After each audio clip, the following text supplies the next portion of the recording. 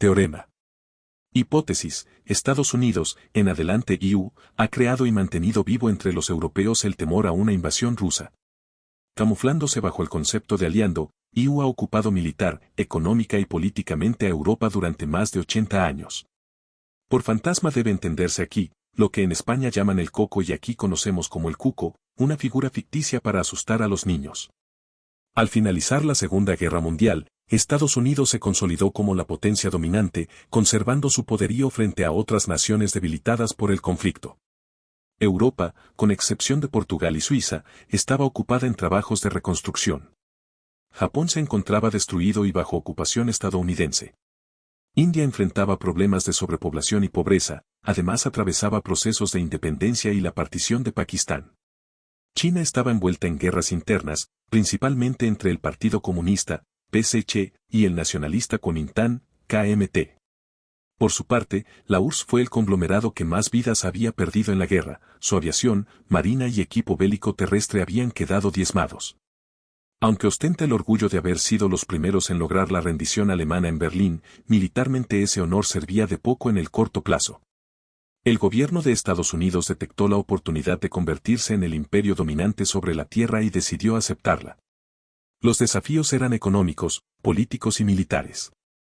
En el plano económico, convocó a las reuniones de Bretton Woods para sustituir el patrón oro por el patrón dólar con respaldo en oro, un compromiso que suprimieron unilateralmente en 1971.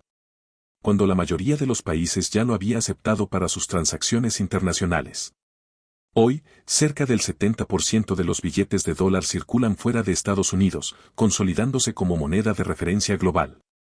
Cuando emite moneda inorgánica, sin respaldo en un aumento de la producción, solo una fracción de la inflación resultante afecta a su propia economía. El resto se distribuye entre los demás países, sumándose a sus propias presiones inflacionarias. Por ello, la inflación en otras naciones suele ser mayor a la estadounidense, incentivando el ahorro en dólares. Entre 1945 y 2025, la inflación acumulada en EU fue del 1.680%. Esto significa que lo que después de la guerra costaba 100 pesos, hoy cuesta 1.780 pesos. El crecimiento de los precios en EU habría sido mucho mayor de no haber exportado parte de ese efecto inflacionario al resto del mundo. Grecia, Italia, España, Portugal, Francia, Reino Unido, Países Bajos, Alemania y Bélgica fueron, en algún momento, imperios coloniales. A mediados del siglo pasado, estos países crearon el mayor riesgo para el propósito imperialista estadounidense, lo que posiblemente motivó que la estrategia para neutralizar su resurgimiento fuera el miedo. Quizá la herramienta más poderosa de control social, porque activa el instinto de supervivencia y anula el pensamiento crítico. En lo político, Estados Unidos impulsó la creación de la Organización de las Naciones Unidas, ONU, como sucesora de la Sociedad de las Naciones. En la ONU, EU ocupa posiciones clave y aporta 22% del presupuesto ordinario y 28% del gasto en operaciones de paz.